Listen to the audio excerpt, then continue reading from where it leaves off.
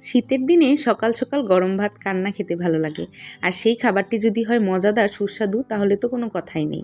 আসসালামু আলাইকুম এভরিওয়ান, কেমন আছেন সবাই? আশা করি সকলেই ভালো আছেন। আজকে আমি আপনাদের জন্য একটি ভিন্ন ধরনের রেসিপি নিয়ে এসেছি।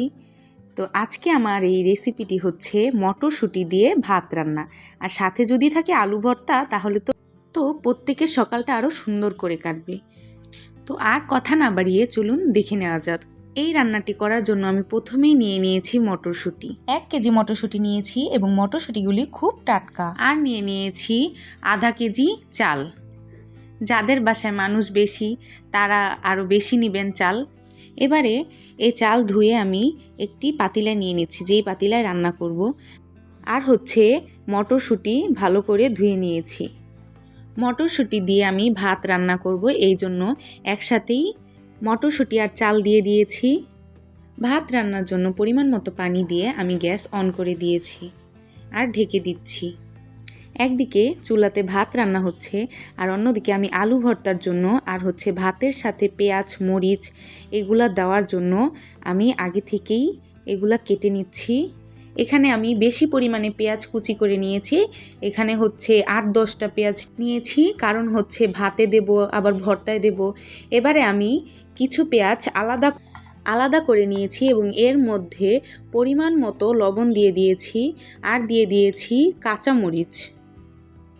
এবারে এগুলোকে আমি ভালো মতো মথে নেব। এগুলো হচ্ছে আমি ভাতে দেব এই জন্য। আর দিয়ে দিচ্ছি এখানে পরিমাণ মতো সরিষার তেল।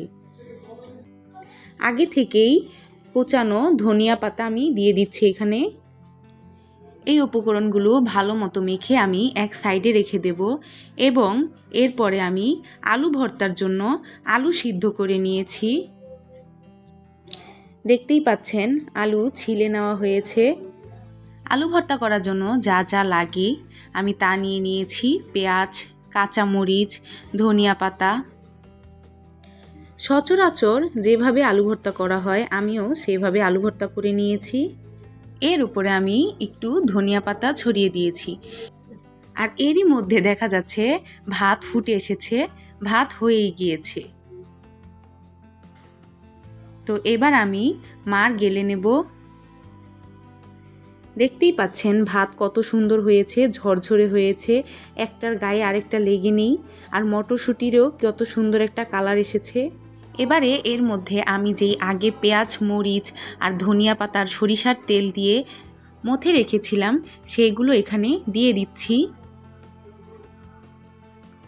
আর দিয়ে ভালো মতো নেড়ে চেড়ে নিচ্ছি। তো আমার সম্পূর্ণ রান্না এখানেই কমপ্লিট হলো।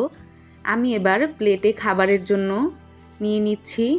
তো দেখতেই পাচ্ছেন সবাই কত সুন্দর হয়েছে, আর দেখতে যেমন চমৎকার হয়েছে খেতেও ছিল দারুণ স্বাদ। এই খাবারটি অবশ্যই শীতের দিনে খাবেন, আর এই খাবারটি আমাদের বাসায় সবাই খুব পছন্দ করে। আপনারা চাইলে বাসায় ট্রাই করতে পারেন এবং কেমন হয়েছে অবশ্যই তা কমেন্ট করে জানাবেন। আমার ভিডিওটি যদি ভালো লেগে থাকে অবশ্যই একটি like comment share and subscribe করে দিবেন। এই রান্নাটি মনোযোগ সহকারে দেখার জন্য অসংখ্য ধন্যবাদ এবং পরবর্তী ভিডিও আসার আগ পর্যন্ত সবাই পাশেই থাকবেন। আল্লাহ হাফেজ।